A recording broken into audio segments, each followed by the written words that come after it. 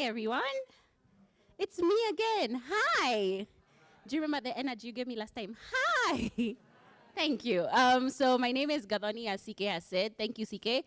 I'm the community manager at AfriPods. AfriPods is a podcast hosting and distribution platform, and we're building the largest library of African audio stories on the planet. If you haven't heard about AfriPods, check us out, afripods.africa, free hosting, but we also have a lot of podcasts you can listen to. So if you're looking for your new favorite African podcast, that's where you need to check. And without further ado, I want to invite my guest today to talk to us about building community around our podcasts. His name is Calvin Wanguku. I was going to remove the other name, but I don't think he wants it public. Calvin Wanguku is the name we're going to go with. And you guys know him as Big C. He is a radio personality, but he's also one of the hosts of Mics Are Open. So join me in welcoming Calvin to the stage. Calvin? Guys, be more excited. Hi, Cal. How are you? Yay! Okay. I told them you're a celebrity and you are hiding, so thank you for coming. How are you today? I am good. How are you? I'm good. I'm not used to you being so calm.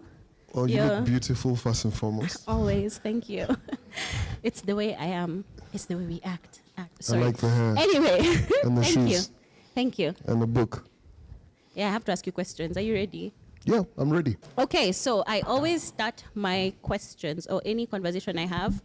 I like to start it by asking the person, how would you introduce yourself to someone who doesn't know about you? Wow, that's definitely not the question I was expecting. As you said, my name is Calvin. I am an all-around media practitioner. I currently work on the radio at Trace East Africa. I've been doing radio for 12 years. I've been doing podcast for, wow, almost like maybe 8 years or something like that. Other than that, I've worked in advertising. So I'm a marketer by extension. And yeah, I just a businessman, entrepreneur. That's essentially what I do. Yeah. Okay, businessman. What is the question? Who am I? How would you introduce I'm yourself? a Christian. Yeah. Amen. Amen. So. That was for my mom. That's for your mom. Yeah. Hi, Mom. So I want you to, we're here today because you've said you've been podcasting for 8 years. So there's a lot of things you do, not taking away from any of that. But then because you're very well known in the podcasting space for Mics Are Open, first, congratulations on 5 years on Mics Are Open. That's a big deal. Guys, this is where you clap. Wow, thank you. But I wanted to find out from you, how did the podcast start? Like, what is it that made you guys as a team decide this is what we're going to do, podcasting is the reason, or how we'll do it is the medium we'll choose? And why did you choose your co-hosts as they exist? Well, a need arose, that's for sure. I think we've always been very politically correct. Essentially what happened is this. The radio station where we used to all work at was going through a transition because it had just been acquired by another media house. So essentially we were a bit wild before, so we kind of had to tone down, and we got to a point where like, you guys listen to the Brilliant Idiots, right? So we were like, you know, Charlemagne and Andrew, they crack jokes and do all of this, talk about literally just about everything. So we just started thinking about it. So we thought about it for about a month, kept pushing it, and I'd been doing podcasting before, so I was the most experienced in terms of podcasting. And then we started thinking about names, and it took so long. And then someone just said the Mics Are Open, which I thought was a daft name. And it's stuck. And that is how we kind of started the podcast. Because essentially we wanted a bit more freedom to express ourselves, because a lot of people had liked the kind of things that we wanted to do. We did rather on the radio show. And why did we choose ourselves? We already had a relationship. We worked together. So G and I at that particular point, G referring to G Money, I think we'd worked together for like 8 years on the Breakfast Show. So we had pretty good chemistry. Andy had come in as our videographer at that particular point, and then, you know, he just jumps on the mic, join the Breakfast Show. So that's how we all came to be about. And so essentially the Mics Are Open was Andy, myself, and G. We used to do the radio show together. And then over time, Neville joined us, but he'd left the station and gone to Capital. And, you know, he occasionally does join us. And then over time, we were like, it's just been a boys' club for a bit too long. Let's let Ashley join us. So that's how he came to be about. Yeah. I hope that was like a genius answer. It's not, but she was feeling the 33.3% thing quota. That's why you got her. Well, she's part of us guys. Like, yeah, Okay. she does an amazing job. Yeah. Thank you. Okay. Thank you. Yeah, because I was like, you said like we needed to fill the girl role. I just wanted to speak on behalf of Ashley. She's talented, right? She's very talented, and you guys should also listen to our podcast. She's got DSD, Ashley and Nimrat. It's actually Nimrat's birthday today. Don't ask me how I know that. So if she's watching or listening, happy birthday to her. Yeah. Okay. Now you've started your podcast. You're coming from radio. At what moment did you realize the significance of the podcast? Like, what made you see? Is there a point in time that you saw traction in the numbers? In as much as you were personalities coming in from radio, is there a point in time that you were like, oh, we didn't make a mistake going into radio? I think at that particular point, podcasting was relatively new. So we were doing an episode, it gets like 1,000 plays. That was like platinum, you know, like in the music era. So we were just pushing. If you look at us over time, I think it's one of those things. I think we'll talk about social media at some point. We used to push the podcast like heavy, like 5 tweets a day. You know, you're just pushing it. Radio, we were coming from radio, and at that particular point, radio was more of a bigger medium than it is right now. So we had to push it and push it and push it. And also we had to educate people on what podcasting is, right? And at that particular point, we were only doing audio. So we had to do a lot of work to push to what. Guys were just like, oh, it's a podcast. How do you find it? Where do I find it? How do you do it? What do you guys talk about? So it was a lot of education at that particular point, but we had to push and push and push. At that particular point, we were forwarding, you know, like blast forwards on WhatsApp. You just send it to everybody. Writing articles about it, all of those. We just applied all of those different kind of things. And so it just gets to a point where you start to see people commenting to your tweets saying, oh, I liked this. Can you guys, I liked that joke. You guys articulated yourselves like this and like that. So that was the response that kept us going at that particular point. And we're also seeing, okay, there's a community that we're kind of creating. Yeah. Okay, so was social media initially your main strategy to grow your audience, or was there anything else you applied as a group? Well, word of mouth for sure. You know, you're talking about it at that particular point. Since we were on the radio together, we'd end the show on Friday because we'd record the podcast at 10 a.m. on Friday, literally after the radio show. So it'd be like, we're signing off. We're like, yes, so that's the end of the show this week. Remember where to find us right after for the extra madness. So that kind of helped, and us guys were just breaking the rules, to be honest. So that and social media, word of mouth, and all of that. And we ran some odds, I think. But the big thing that we did was, actually when I was coming down here, I passed a billboard where we actually took out a billboard site for.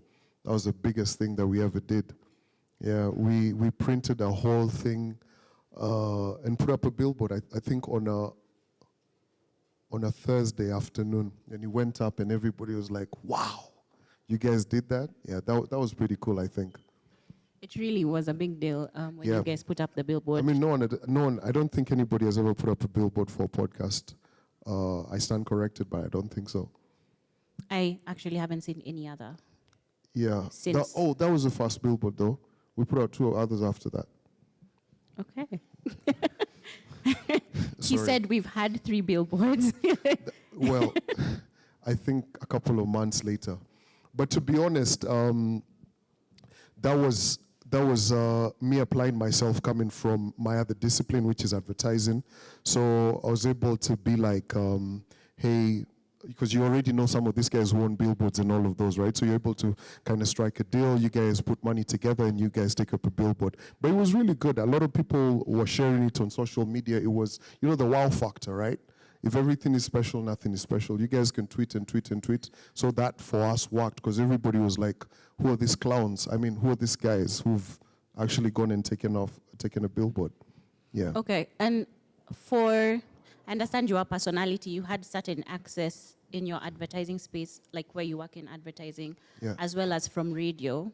How would you translate that when it comes to accessibility or strategies that you used at the beginning, that someone who, for example, me, who doesn't have access to, I don't know, a guy who has a billboard, or I was never on radio, I never did any of those things. How do I apply the strategies that you did in order to build an audience as well?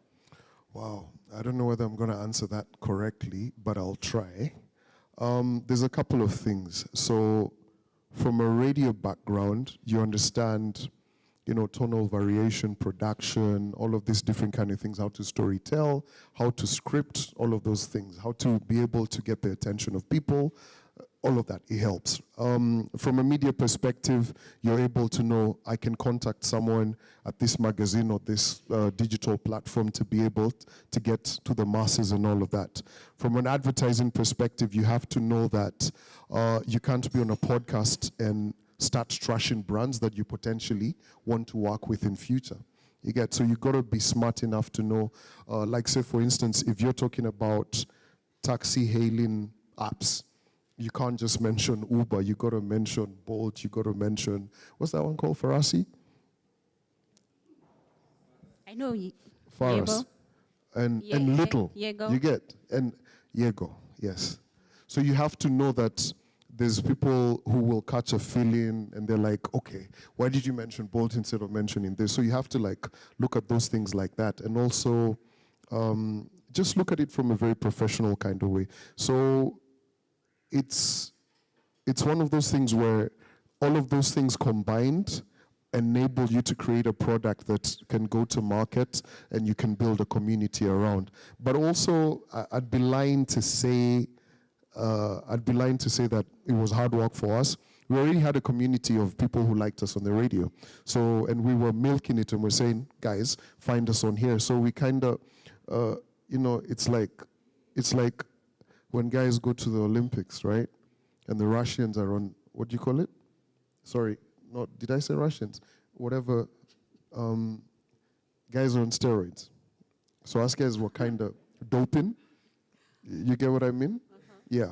So improved athleticism, for lack of a better word. Okay. Yeah. I'm not touching that. I don't want to disappear. No, so why I think I mentioned that is there's a really good documentary on Netflix that I think I should watch this weekend about doping in the Olympics. And he mentions Russia. I'm geeky like that. Okay, again, I'm not touching that.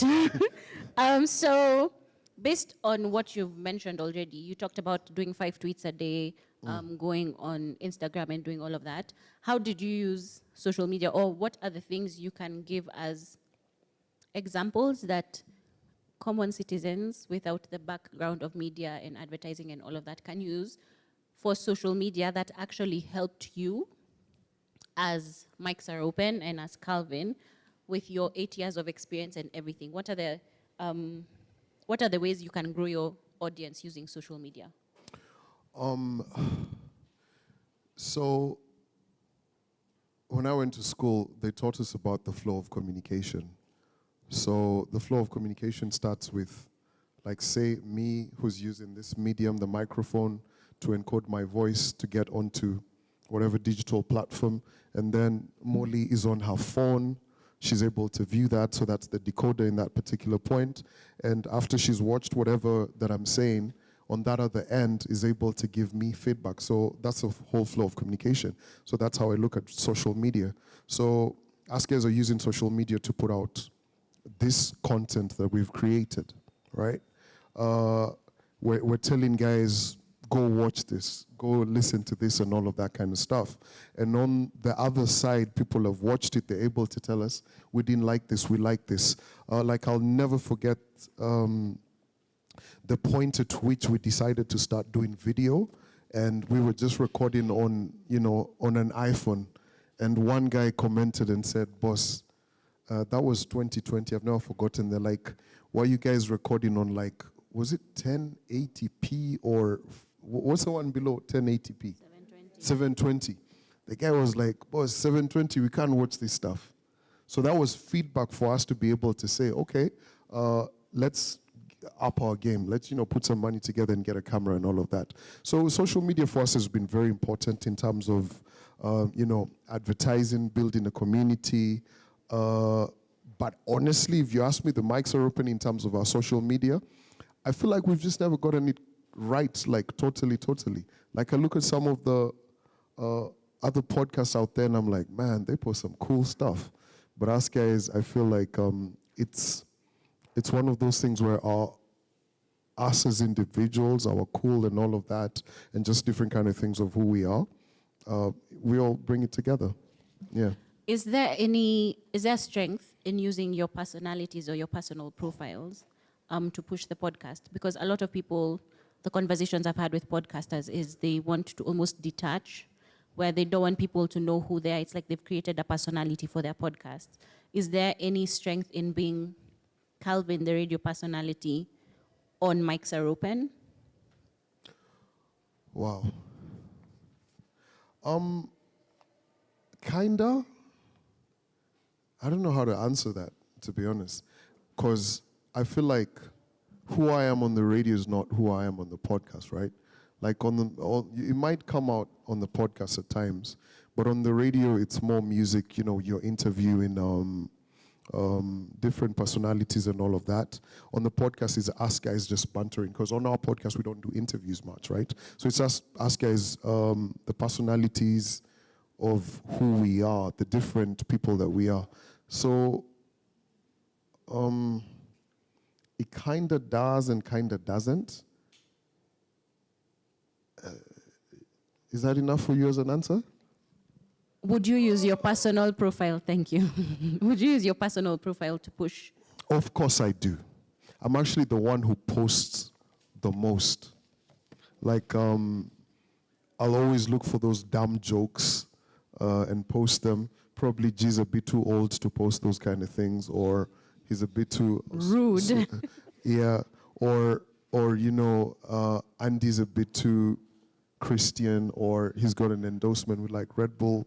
He can't be talking about this and that. Yeah. So for me, I'll be the, I'll be like the Joker. And Heath Ledger? Yes. Yeah. I think everyone knows Heath Ledger. Yes. So it does benefit, but also I see a lot of people who just never post about their podcast on their personal pages. Yeah. So I think it just boils down to a personal decision and what your social media stands for. And then again, it's not that serious. Okay, so you'd mentioned having feedback in the communication loop that you mentioned.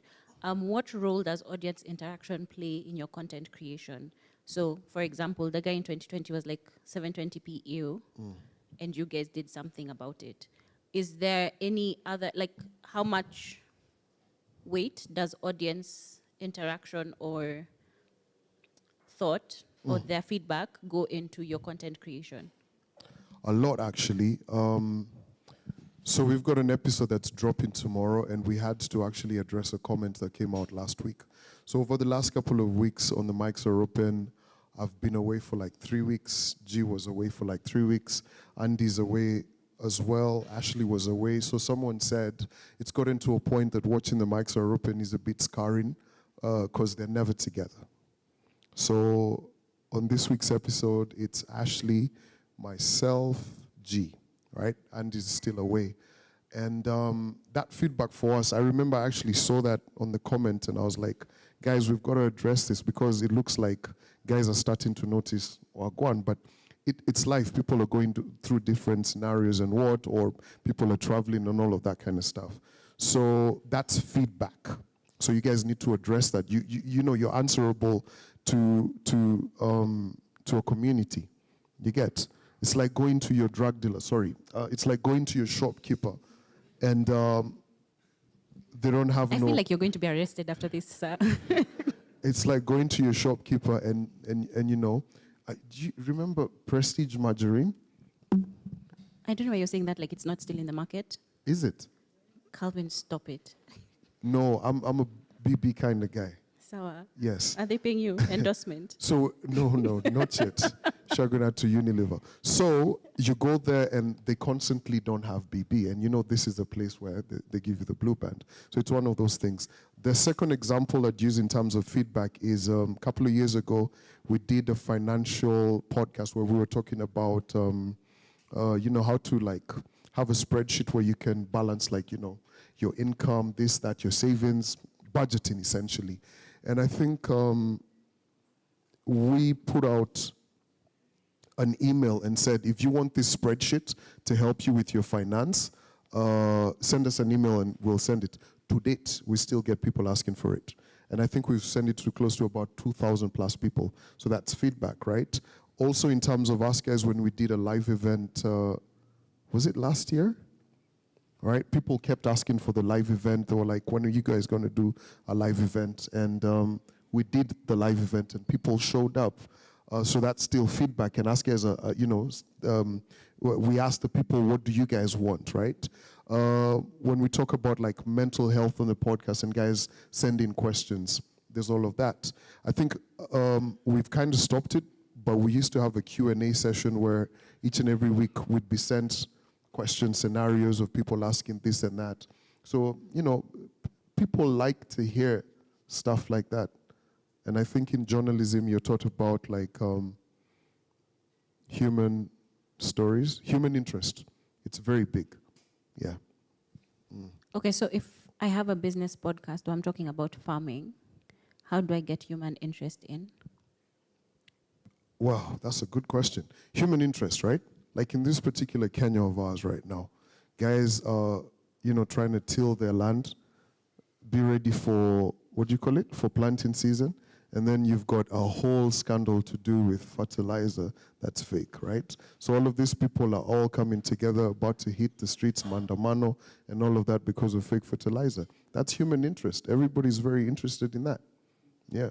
Because if you don't, imagine not having your favorite meal because you never planted. That would be bad. Are you vegetarian? No, Calvin. That has nothing to do with the conversation. All right, sorry.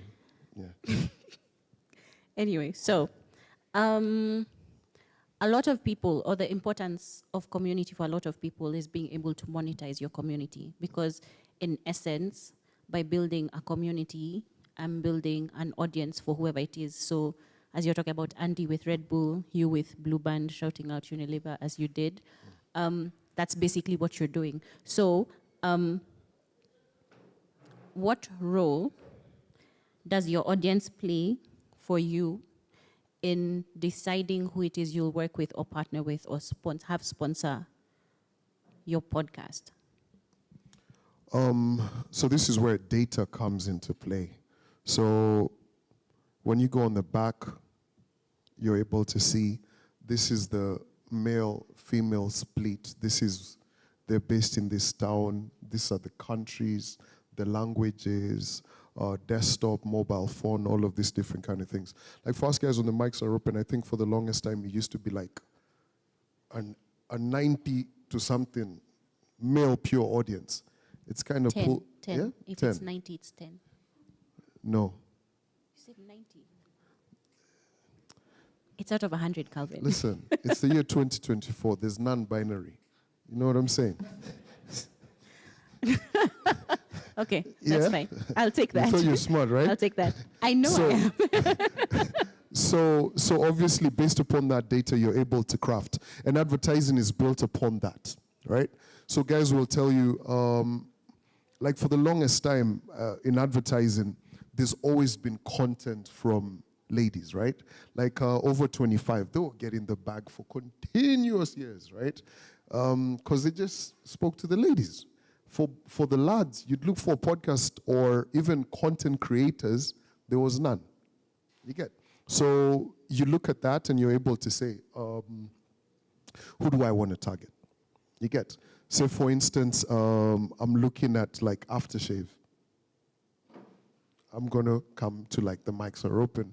I'll go to Man Talk and all of these different kind of things. So you just have to understand what's going on. And when you sit with like agencies or even anybody in marketing, they'll send you a brief, or a client will send tell the agency, I want this kind of podcast group or podcaster who are speaking to this audience. So once you understand your audience, you're able to go to market. But I think for us guys, it was one of those things where back to radio and also advertising. So on radio, you go for a lot of media briefs, right? Like when Meinek again is talking to you guys about like Stanbic Bank, get your mortgage, what. He went to the agency and they briefed him about, we want you guys to talk to these guys who are 35 plus, they're on their third job, they've got this amount of money, all of those different kind of things. So they know who they're targeting, right? So for us guys, based upon our radio background, we understood how we can exactly do that. And then me coming from an advertising background, I was able to say, let's go to this guys, let's go to that guy, like that. So it kind of helps. But in this day and age, it's gotten way easier. Yeah, you can literally just, you can even just DM whatever company, like Coca-Cola, for instance, and just be like, hey, I'd like to work with you guys. Okay, let's go into that. I'm a podcaster, I'm looking to make money. What is my DM? What is the DM looking like? Because I don't have the access, again, I keep mentioning, that you do with media, with advertising, with a background or already set community that came in from your radio job. Even though you've gone to different jobs after, you had a pre-made, preset community that came with you, right? Yeah. And you have, not to say you haven't fostered a new community in the space at all, but there was an advantage you had from that. So when Calvin writes a direct message to Coca-Cola, they will, of course, check what's happening. So how does Gadoni or Angie or someone in this room who doesn't have the same advantage then approach? What should my DM have? Should I say, hi, I have this podcast? What should that look like? If I'm writing a cold email, what should that look like? Okay. I do it in a different kind of way. Everybody can write. It's like CVs, cover letters, and all of that. Like, say, for instance, if I wanted to cold call Coca-Cola, and I had like podcast equipment, I'd actually just record a demo for Coca-Cola, like before my episode. So that's a pre-roll. So I'd do that. If I have video, I'd probably do product placement and all of these different kind of things. Or just when you look at Coca-Cola, they've got something called an always on, all year round. They'll always have this, that, what, so many different kind of companies. So you just got to look at what they're doing and kind of come up with something, because any person in marketing, and I'll tell you this, this may get me in trouble, but a lot of brand marketers tend to be lazy. You get what I mean? Yeah. I said that, so if you give them something that's out of the box, you've already kind of gotten in, because they sit in offices and they're like, what's the next big idea? What's the next big idea? So your big idea could be something super small and it kind of works for you. But as I said earlier, if everything is special, nothing is special. So come up with some really dope ideas. You can really push the idea, but also it has to be ethical, because most of these companies, like say for instance, if you work on like Wrigley, which is a global company, they've got like a whole code of ethics. Like for instance, you can't pair Skittles and vodka together. You get, that's not something to do. So all of these kind of ideas. So just shoot your short, try that. Still, presentations work. Also go on Google. In this day and age, you can literally Google everything. This is actually a secret to a lot of people here. Well, maybe some guys know. But globally, there's like 5 big media agencies. You know, the Dentsu, the WPP, the OMD. So all you have to do is kind of like Google that. And if you go like under OMD, it will tell you all of the clients they represent. So if like OMD represents Wrigley in the US, in Africa, OMD affiliate agencies will represent it. So you can just shoot your shots to all of these different agencies. And these agency people are all around. They like to be at every gig. So just find out who they are. You have LinkedIn, reach out to them. Yeah, this is not days of the post office. So just shoot your shot, give the ideas, but don't, and most importantly, and I think I should have started with this, don't give up. Like I keep telling guys, Aska is the first episode we made money on, I think was episode 100. And we showed up and showed up and showed up and showed up. So the first check we ever made was episode 100. And then after that, we've continued and continued. And I think last year, we just signed our biggest deal ever. And we still continue to, like, you have to do it continuously. Because the dream for us guys is to actually just leave radio, essentially. And just do this thing every day. Yeah. Okay, interesting. Mm-hmm. So you've had go and Google all of these people, find out who represents them, make the money. But then I'm a new podcaster, for example. How do I position my podcast? Because a lot of times podcasters I've had being told, think of your podcast as a brand. So how do I position my podcast as a brand at the start in order to know at episode 100, I want to attract Wrigley's. So what do I need to do at episode 1 to ensure that I am going towards the goal of attracting the brand that I want to advertise on my podcast?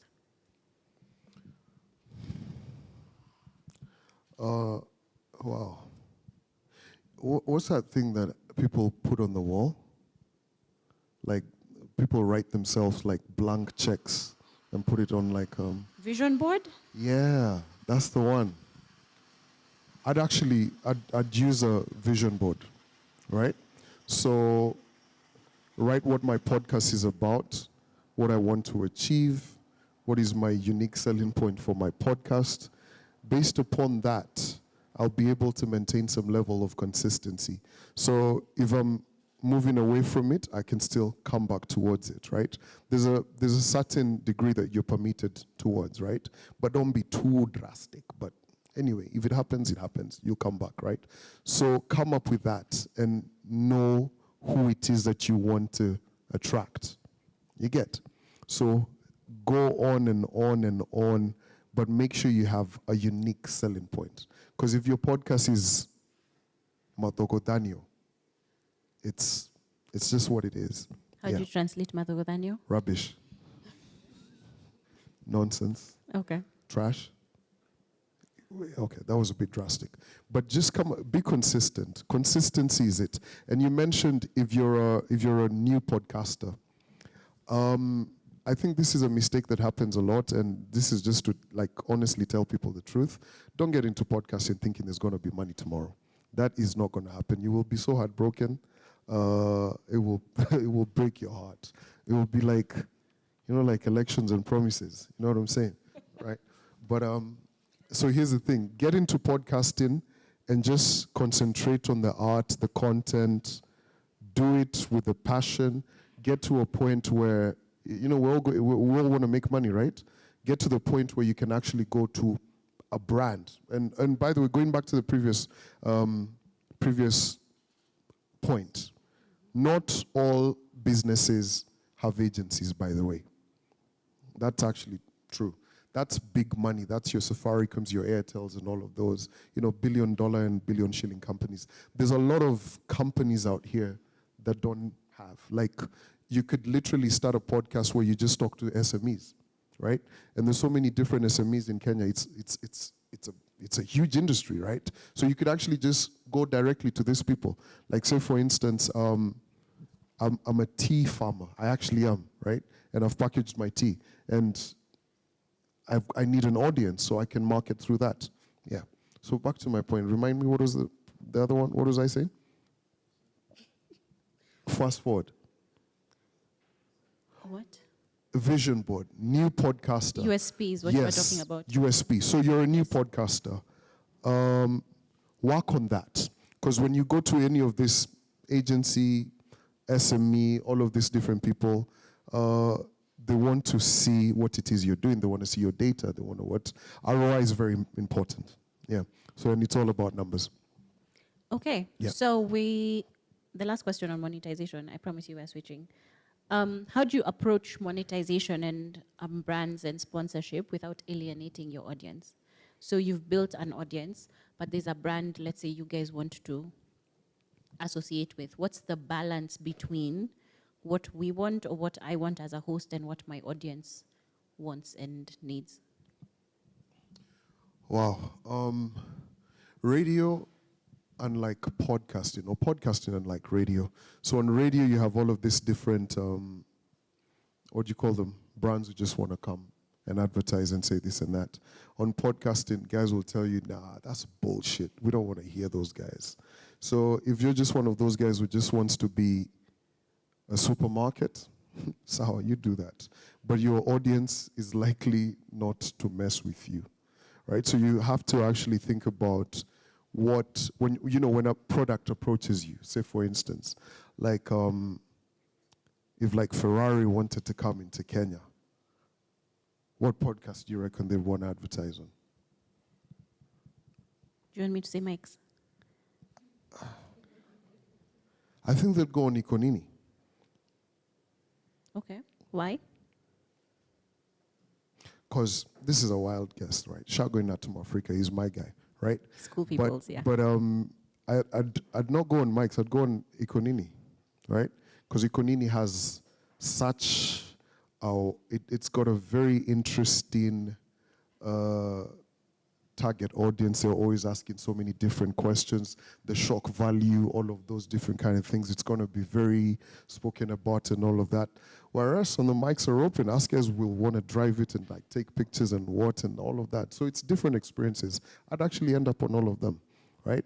So it's just one of those things where you got to understand what your audience want, because in this day and age, like we said, the audience are giving you feedback in real time, and you'd have to be dumb to not see what the people are saying. So don't be one of those guys who's just chasing money left, right, and center. But at some point, bills have to get paid. Yes, I agree, and this comes from a point of also privilege. But just know your audience, because you can't lie to them. Yeah, because if you keep lying to them, the person giving you business will not want to come back. So there's no repetitive business. And I guess that's what business is. That's what you want to continuously make. Yeah. Okay. We've built the audience. Every week we have 1,000, 2,000 people, 100, whatever it is, coming on the podcast. What are some ways you would say, based on what you've done? I know you had people going to Karura and things like that. So what are the things you've done as a podcast to kind of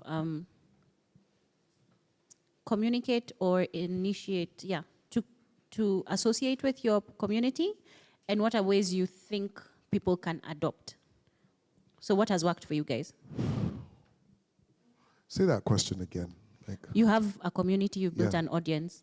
What are the ways that I can touch, like what are your touch points for your community? So we have social media, we've spoken about it, we're getting in the feedback loop and everything. Are there any other ways that you have made contact with your audience? I know there's a time you guys had people going to plant trees, I believe, in Karura. Not yet. You guys didn't take people to Karura? Those carbon credits are coming soon, but not just yet. But like, maybe you did it as a radio station, but like what are the ways, like the live, for example, as another thing, what are the ways that you have been able to touch or be able to basically have face-to-face interactions with your audience? So we've done some things, right? I think what you're referring to is the walks that we do, International Correct, Happiness walks. Day. So we've done Yes. a lot of those. So those are just sessions on a Saturday or on a Sunday where we just want to kick it with our audience, our community. Be like, hey, we can take like a quick 10-kilometer walk and just chat. It's so crazy. Those walks are actually like, that's when you know like you've got a community. You got guys coming straight from the club, drunk, and they've been turned away by the cops at Karura. They're like, no, they're chewing mirror. The guys go spit it out, change their like jackets and come back. They're like, see. It's funny, right? But it's brilliant. So we've done those kind of things. Don't drink and drive. Thank you very much. Yeah, they had a driver, by the way. Did I mention that? They had a Yeah. driver. So Okay. so those kind of things. We've gone the merchandise way because guys wanted to support us and all of those. We've had a pay bill number. Oh my God, that's another story. We had guys sending us 5 bob banner. 5 bob times 1,000 is a lot of money. No, guys asked for a pay bill number. It was just 1 bob, 5 bob, 10 bob. But you know they're still messing with us. It's a brilliant thing. You know when we do the live, we've even been able to use some of the money that we've made to pay fees for people. So, you know, guys come to us with different needs and all of that. We've turned the podcast into not only just that, into a company that employs people who, you know, got medical insurance, they're on the, you know, payroll and all of those different kind of things. So it's not only just what we've been able to achieve from that, it's the tangible and the intangible, right? Those guys will say, you know, you get messages, guys are saying, I'm going through this right now, and just listening to you guys, it's been able to get me there and all of those. So it's a lot of things, and hence why I say tangible and intangible. Yeah. Okay. How do you handle negative criticism or feedback from your audience? You want the Aladdin news or the... No, sorry. That was that movie. As you can tell, I watch a lot of movies, I think. Like everybody else, you get some harsh criticism and you're like, what's this one want now? And all of that. But if you approach it like that, you know, there has to be something that someone is saying. Like there's a time someone said, oh, the mics are open, Calvin is on the mobile phone a lot. Like I'd be texting, right? And we had to have a conversation about that. Or when someone said, you guys were speaking over Ashley. Yeah, so you guys have to address all of that. Or, you know, the plaque on the wall is slanted. It's giving me issues. I don't like the color, the what. Calvin's too dark, he's not lit well. You got to address these things. Or just like the other thing that we were saying when guys were like, we'd been missing episodes. It's very important. You just got to be positive about it. And then there's just guys who are just trying to ruin your day. So you just have to have that zen to know that this is a guy who's just trying to ruin your day, and this is someone who's actually giving you, what's that? Constructive criticism. Whew, that was a big word. Congratulations. Yeah. So you just got to know how to balance it. Yeah. Do you use the block button? I'm just curious. Yeah, I do. Okay. Yeah, especially those guys who walk up to me and they're trying to like crack jokes about my dad. And I'm like, bro, you don't know me like that. Yeah. Okay. It's very sensitive to me. And yet you brought it up. So, guys, when you're talking to Calvin after, don't talk about his dad, okay? Together? Yeah. Awesome. So, you've talked about not being the same in the market. How do I differentiate myself? You're a talk podcast, I'm a talk podcast. Someone else has a talk podcast. What's the difference? How do I make it different? Remember the unique selling point, right? Like, say, for instance, the other day there was a Drake and Kendrick Lamar beef. We will get into it all week. Guys are like, we can't wait for you guys to dissect this. Because guys know this is what. If there's a whole conversation about like Mango's new season or Elsie Waikiki's fashion, they're not coming to the mics are open. They're going to go on Man Talk. That's what those guys rock, right? Shagunati, Eli, and them. No, but you get what I mean. I'm with you. Right? So it's one of those things where, what's my guy? Obina. He's got politicians, he's got everybody, right? So he's come up with his own niche. That's what he's doing.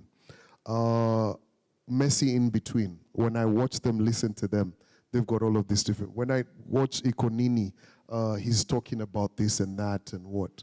So it's just a matter of knowing who's my audience, who am I talking to, what's my unique selling point, what do I stand for, who do I want to bring. Yeah, 3-man army. I know when I watch them, this is what they're talking about, right? There's another podcast where this guy is just, what do you call it? They drink on the podcast and like give their reviews. Sloshed, right? Yeah, but they give their reviews. But that's a unique selling point. Yeah. So if I'm like London Distillers and I'm trying to like get what my new drink tastes like, I'll send it to my lads. Yeah. Okay. Make sense? Makes sense. I'm coming to you guys for questions. I have one more question for Calvin, then I'm coming to you. So please prep your questions. I like to say this. Dear Kenyans, I love you guys. Mine is not a question. It's not the time to do that here, please. We only want questions, yes? If yours is a comment, please give it to us after the questions. When I say thank you so much for coming, that's when you give us the call. Thank you. Mine is not a question. This is not the time. So please prep your questions. Yes? As I asked Calvin my last question. Calvin, I want you to give 3 pieces of advice to a podcaster who's starting on how to build their community. What are the 3 things I should consider or you think are the most important things when building a community for my podcast? All right. In no particular order. Quality, first and foremost. Yeah, so quality is very important because, I mean, when you look at when Kimanzi started recording his reels up until right now, some of these content creators are shooting movies on a big G budget. You get what I mean? Literally, like, you know they endorse Big G, right? Yeah. We understood you, Calvin. Calm down. So quality is very important. No one's going to want to listen to your podcast kila wiki and there's a hum or sijui, there's a jogo in the back. Actually, I have to fight for the jogo because we watched over 25 with that jogo in the back. They did. We watched it. It became a member of the That was squad. a cockfight or what was going on? No, there was just a jogo in the background that sorry. used to exist. But Yeah. I hear what you're saying. Sorry. Continue. Yeah, Quality. so quality is very important. So kind of work on it. You can start with like a bit of like, if you're recording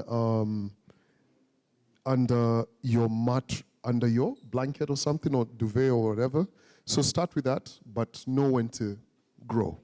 You get? You can't be on that same struggle for life.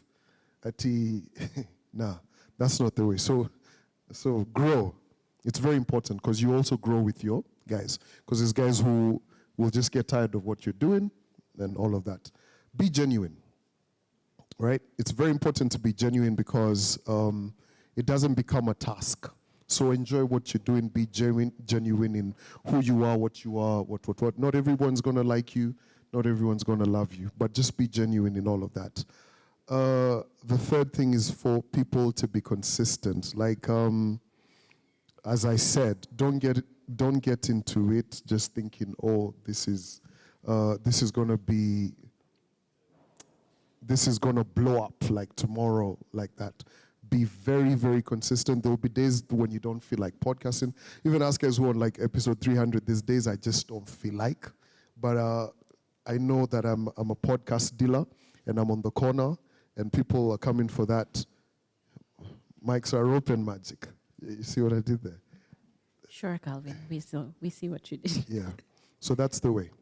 Yeah. Awesome. Before I thank you for being here, do we have questions from the audience for Mr. Big C?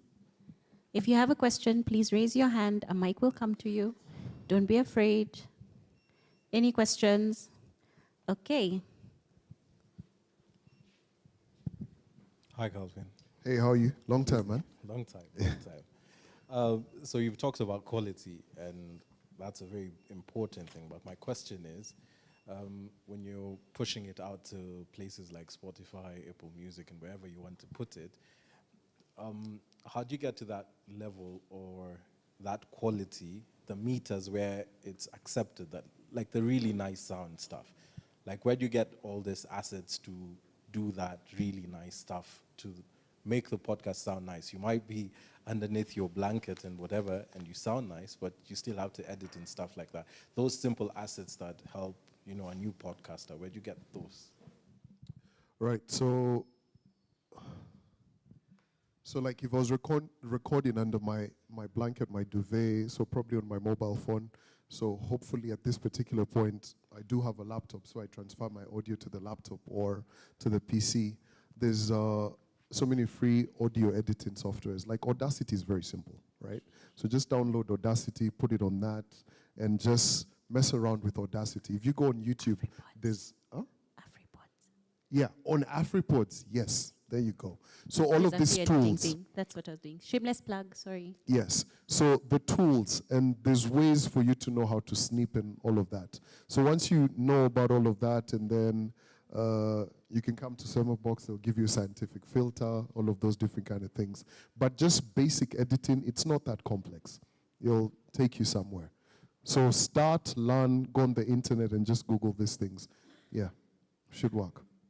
Start with what you have also, because I feel like what Calvin mentioned before, if you have an iPhone, put the iPhone up and build to getting the camera. Then there's something important in the growth as well, because who you need to compete with is not Mike Sarupen now, it's Mike Sarupen first episode, because that's where you're starting from.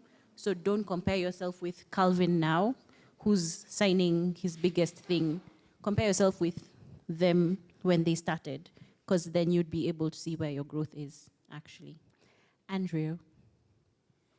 Hello, and as you've said, my name is Andrew. I'm Andrew Balongo Pere, and I'm the creator and host of the Revenge of the Forsaken Gods podcast. And I interview psychologists, coaches, and subject matter experts, revealing those true traits of success that we aren't taught by our parents, teachers, and society. Now, in my journey of podcasting, I notice you mentioned very good things, know your target audience, what have you. But there are some, what I've noticed from my journey, there are some podcasts that are very obvious. So, and especially right now, I'm trying to figure out the money aspect of it.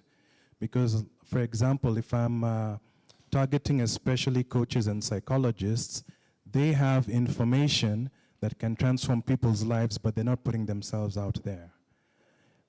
And from hearing your story, because of your exposure to radio, you know how to have the conversation with brands. There are a lot of companies, they know what time it is, or rather they know how to do business. And I've noticed the coaches, psychologists, they have zero ideas or zero budget and what have you. So I'd ask you, if you didn't have your radio background, you know you're doing an important thing, and I know my podcast is very niche. It's not mass market. It's a very like deep, serious, and all that. How would you approach it, especially when you know that there's opportunity for funding for it, but people just don't know because they ask the same things you've mentioned. How many numbers do you have and all this? So I know I'm also looking at the long game, like episode 100, 300, what have you. But if I'm to look at this as an enterprise that can generate revenue, what would you recommend? Thank you. Practical steps. All right. Thank you very much. That's a very, very dope question. So I'd go at it from the angle of there's obviously need for what you're talking about, right? There's the shrinks, the psychologists, all of these different people who you're talking about. So they have associations, right? Like KMPDU, and all of these different kind of associations, insurance is an easy sell, right? Like say for instance, my insurer, they're always talking about, we have this psychology session, we have this workshop and all of that. So you can target those guys. It's niche, but it's also not niche. These are things that people are going through. But I think I'd go for like insurance companies and all of that, because insurance is a complex sell, right? Or anybody who's in health or holistic wellness. Say for instance, zucchini, they've got a whole category of like foods that are healthy for you and all of that. So health is pretty big, right? You can even go to like Sun Gold, and all of these guys will tell you sunflower oil and all of that. I mean, they're always saying what you eat helps with your brain, right? So that's how I'd package it. Yeah. And also like big companies like alcohol companies, they're really getting into that space where they really want to talk about like, you know, psychosis that is induced by all of these elements that, you know, we're taking. So that's a way to also go at it. Yeah. Thank you. Okay. Big Z. Hey, how are you? I'm fine, how are you? Good, good. I'm Masharia, Hey, Masharia. and you've been on the podcasting game for quite a while now, Yeah. close to half a decade. And my question to you would be, from your own POV, what do you see is about to change on the podcasting game? And also, from when you started to now, what has changed? What's something significant that you see has gotten to change on the podcasting game? Thank you. Well, when we started, 100 plays was quite something. So that has translated to guys getting. I remember one day when I was checking out 3-Man Army, in under 24 hours they had like 46K people had listened. So that's been quite. It's been quite massive. Something that's changed over like the last couple of years. There's a report that John Alanamu dropped the other day, and he was talking about like Gen Z and how they view content creation and all of that. Content creation is an actual career. That's what I can say has changed. People are really taking it very seriously. When you think about like how many people want to be engineers, like, I mean, constructing bridges is cool though, but you know, guys really want to be known for what they said, right? So there's that. What I think is going to be a game changer is vernacular. Yeah, and that's why at AfriPods we've really been pushing that kind of conversation in terms of vernacular, because it's gotten to a point where people want to tell their own stories and they want to tell it in their own language. So when vernacular really gets to that point, like there's a reason why radio stations that are vernacular still are king. So you can imagine a podcast that is with your funniest guy from your mother tongue continuously. So it's going to blow up. Yeah. And that is like, I'd put it, especially on the African continent, you can imagine how many languages we have and the population, and also people going back to their roots, people saying, okay, I'm going to learn my mother tongue and what? And how can I learn my mother tongue better than hearing people speak it? So I'm betting big back on that. Yeah.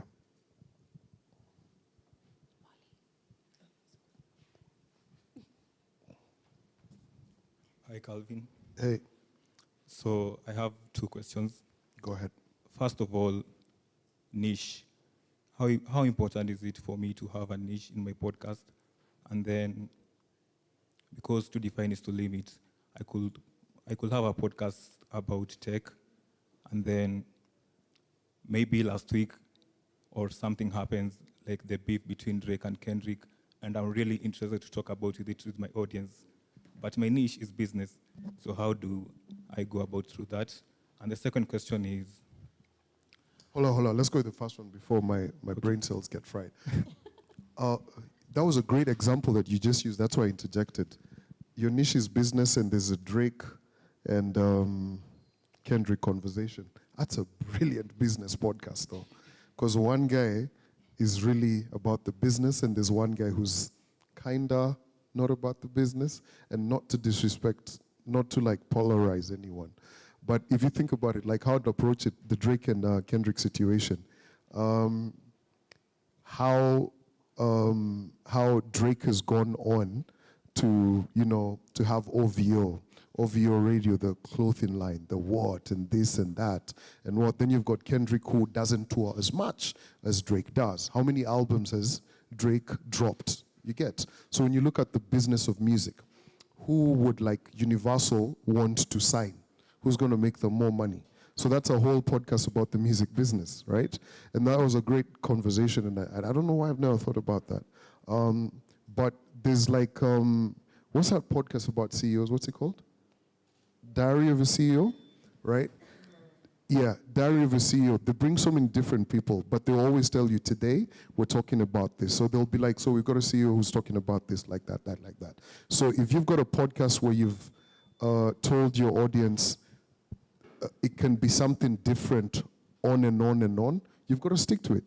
But that's what your podcast is about. So your unique preposition, the uniqueness, the nicheness of the podcast is the fact that you get all of these different people to talk about all of these different things. So it's very doable. It's a brilliant one.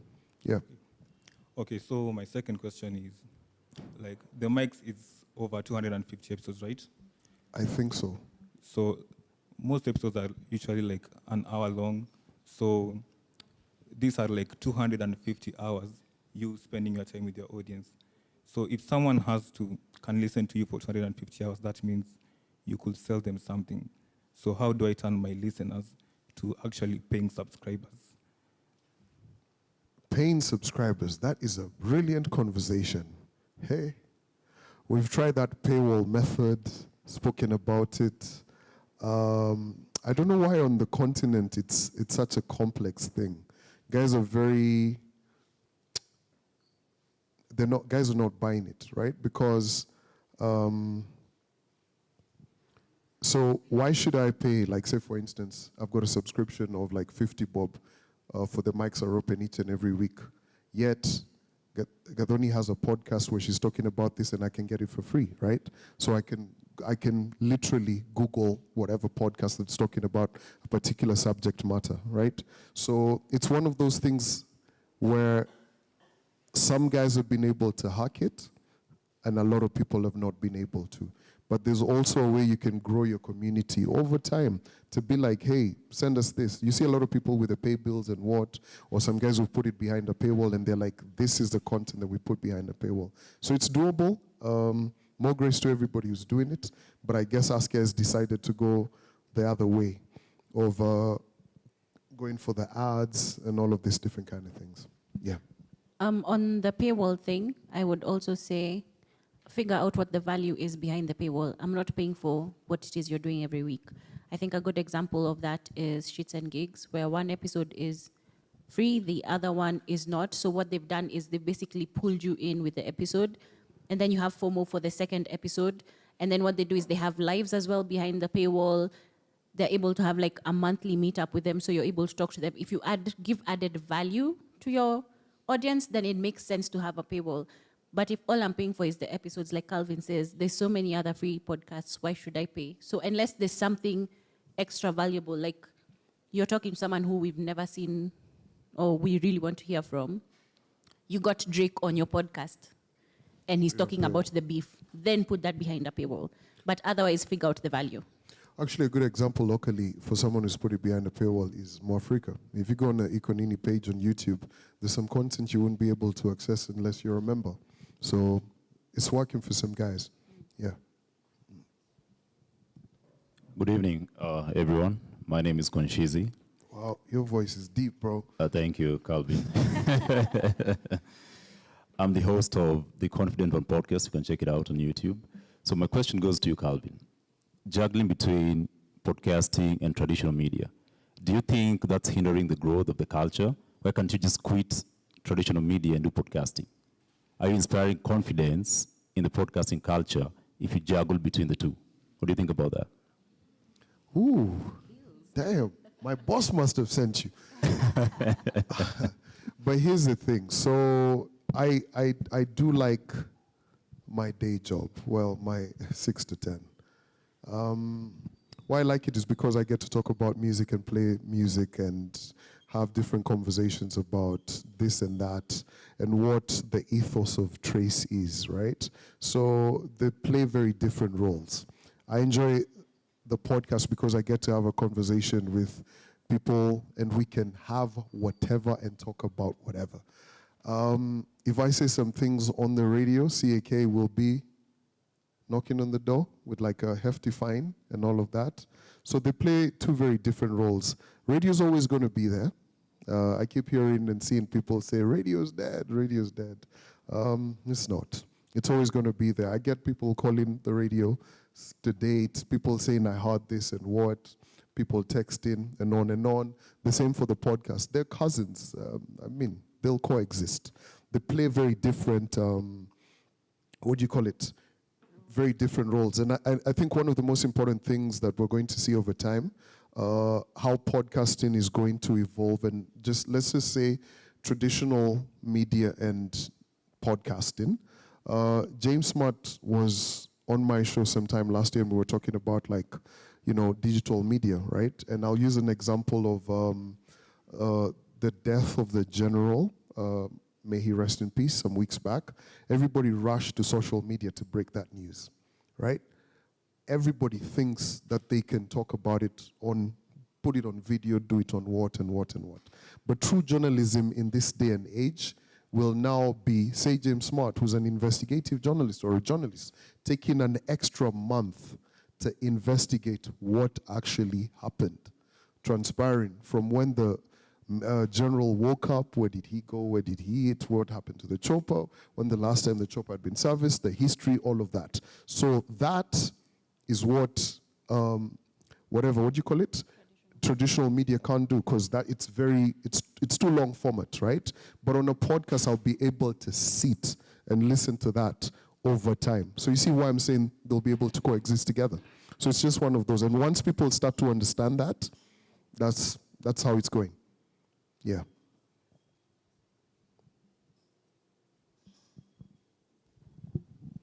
Okay, hi Calvin. Hey. I'm JC, I'm a tech podcaster. What's your podcast called? Tech Talk Africa. Plug it, man. So the question is, most of the audiences in tech tend to consume the heavy tech. You see, the coders and all this blah, blah, blah kind of thing. But for us, it's kind of social tech, because we want to introduce people into tech and appreciating how tech is being used. But now finding the balance between these other people who say tech is not whatever you're talking about, while this other audience is appreciating you introducing them into tech. How do you find that balance between those geeks and this other audience? Because it's a tech podcast and you want to appreciate both. First, I'd like to appreciate the fact that there's actually coding podcast. I've never heard of that. That is quite coded. But here's the thing. That's a very niche podcast, right? And you're obviously going to have an audience who are there continually. The feedback on that must be crazy. Like guys are saying you didn't add this plus or all of this and all of that, right? But you've got to think of what you want to do. Do you want to maintain that very those like geeky audience who you mess with, or do you want to dumb it down a bit? Like say for instance, I don't know how to code, you get, but I probably want to learn.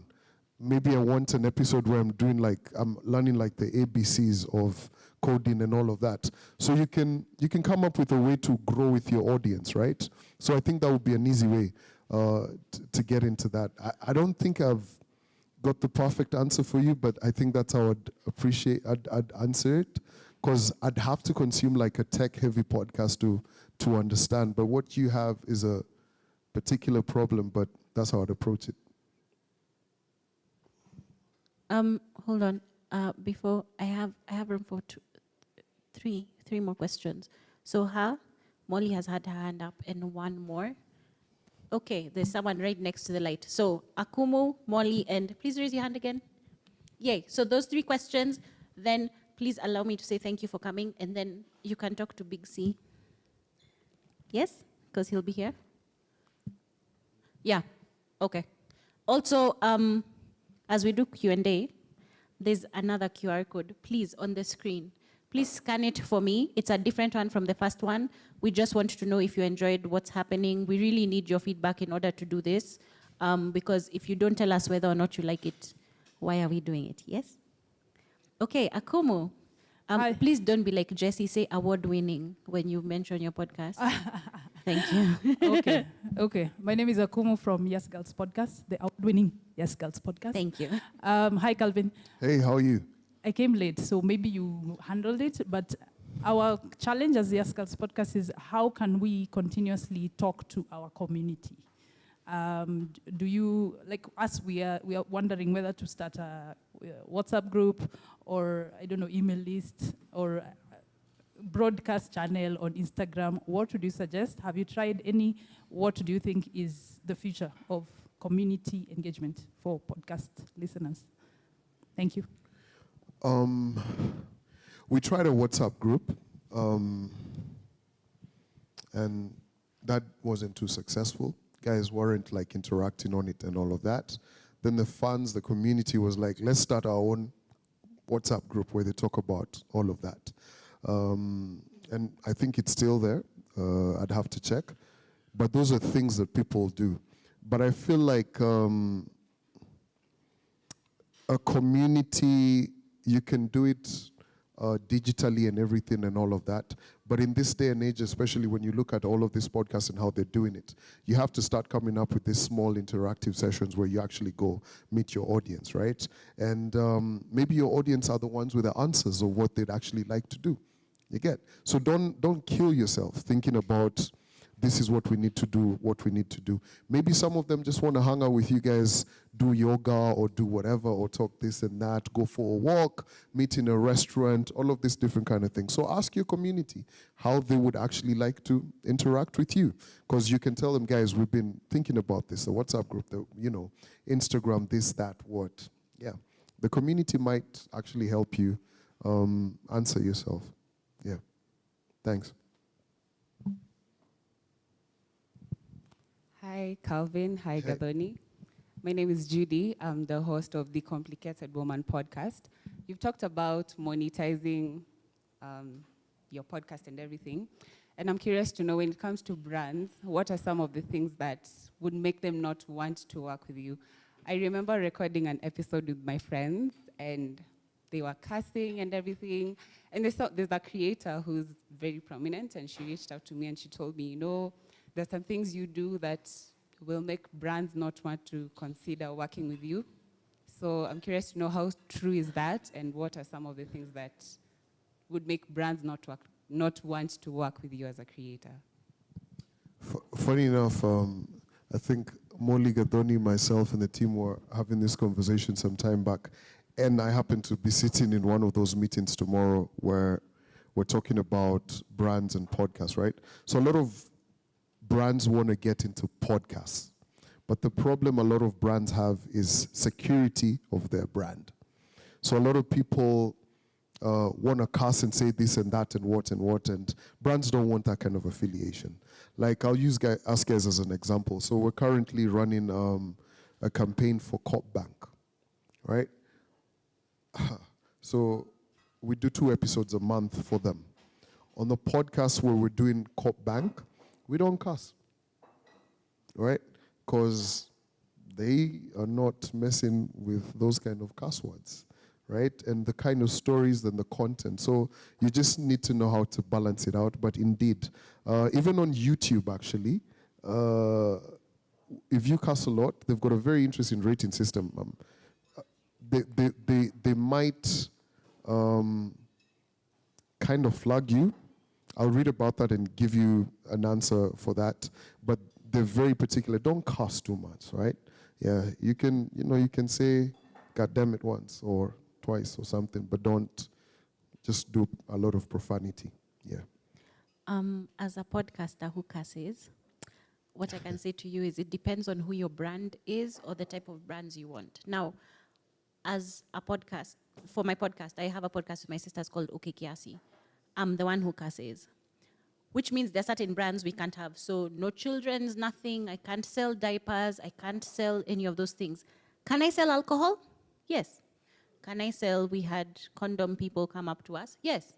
Because there are certain people who, even in whatever it is, your type of language, the audience that they want to reach is not affected by how you speak.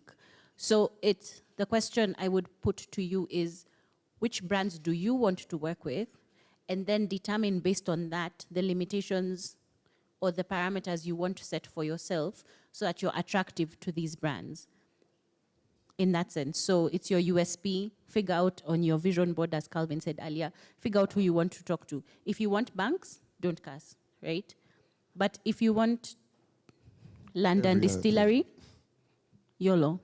But what's interesting with what Gadoni is saying, we've got guys on those particular episodes who tell us, why aren't you guys being real, man? We came here for the, but we're just like, guys, it's the bag. It's the bag. You get, the lights have to stay on. You know what I'm saying?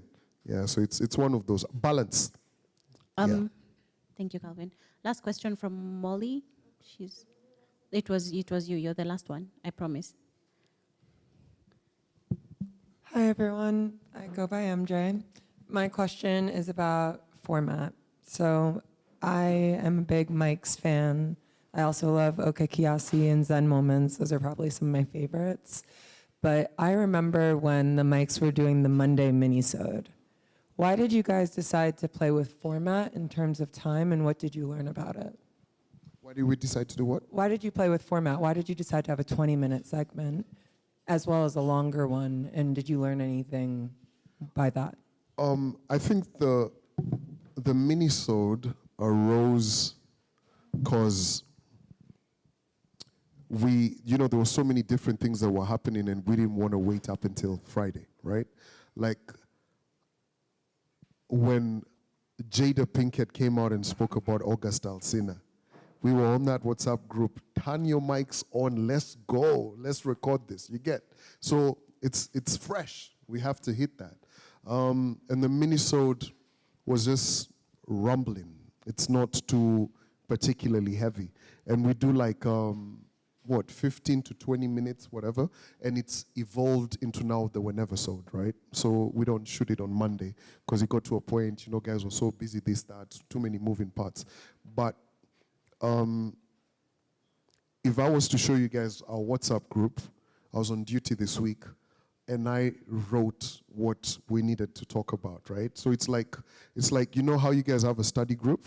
So you'll be like, here are 5 topics, and here are the links. And you're like, these are the notes. Get familiar, come up with your own opinion, so that when we start having a conversation, it's now to flow out of this and that and what.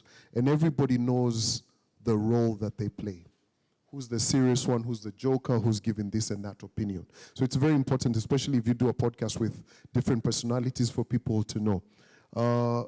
But also I think radio kind of helps, because you guys just don't want to do a podcast where all of you guys agree on something. Like, that car is bad. Yeah, that car's bad. That car's bad, right? Yeah. Someone has to say, bro, I love that car. Like, have you seen those yellow rims? But what if the car is bad? Huh? But what if the car is actually bad? But it's provocative. It gets the people going. Okay. No one knows what that means, right? Yeah. But so that you need to remember that people have you in their ears or watching you in their living rooms and all of that. And entertainment, like, it's you want to mess. It's like reading a good book. You're reading and visualizing. In as much as you're reading it in your own voice, you're visualizing and all of that. So you've got to create a bit of drama and just have a good entertainment purpose to it, right? So do it like that. Yeah. All right. Everybody join me in thanking Calvin for being here. Yay. Calvin, thank you for making the time to be here. We appreciate you. at AfriPods and as a community of podcasters. I want to say a special thank you to Baraza Media Lab. We would not be here without you. CK, you rock. You and your team are absolutely the best. I want to say thank you to Summerbox. As you can see, there's a lot of light making me look cute. Praise the Lord. Anyway, so Summerbox, we couldn't do this without you. Thank you guys for making the time. Thank you for being here in the dark. You guys are the absolute best. I want to say thank you to AfriPods as well. MJ, as she mentioned, is the CEO. Please stand up and say hi to the people. And then we also have Angela, who is our project manager. Please say hi to the people. If you have any questions on AfriPods or anything, those are the people to talk to. Calvin is also an AfriPods, so you can talk to him as well. My name is Gadoni. You can find me at OK Kiasi. Please follow AfriPods. Please follow Semabox. Please follow Baraza Media Lab on social media. There's a lot more spaces like this that are created by all of those brands. And Calvin, where can we find you? Oh, very simple, man. 6 to 10 each and every single morning. Yeah. Don't sleep on me. I wake up to wake you guys up on Trace FM 95.3. Each and every Friday, 10 o'clock. We drop a new episode. At times we might be late because someone slept. It might come out at 10:30. And just search for the mics are open. You'll find us. Yeah. You don't be found yourself? Huh? Where do they find you? Where can they find me? They can find me on literally Instagram, X, no Facebook. Give the handles, Calvin. At Calvin Wanguku. Okay. I know you want me to say my And on second X? name. No. Oh, only one Calvin. Thank you. Literally. Okay. Yeah. Thank you. Thank you very much, guys, for Thank coming you for through. coming, I truly guys. You're appreciate it. amazing. Thank you.